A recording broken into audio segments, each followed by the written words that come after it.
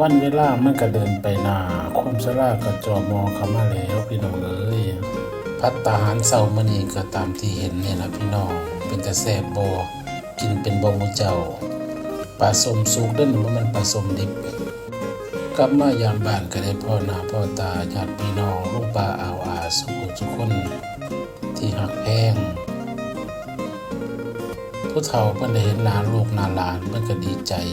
มีความสุขได้เห็นลูกเห็นหลานมายาม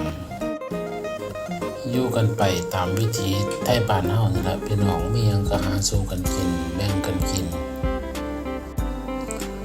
ข้าวแล้วก็นั่งโซกันว่าเพิ่นผู้นั้นแน่ผู้นี้แน่ก็เป็นเรื่องธรรมดาเนาะพี่น้องเนาะเพราะเป็นสีสันให้ชีวิตมีความขบขันที่ได้อายุยืนบ้านเฮาปีนี้ฝนบ่ค่อยตกแดดก็แห้งเบิ่งส่งคือสิแล้งนี่ล่ะ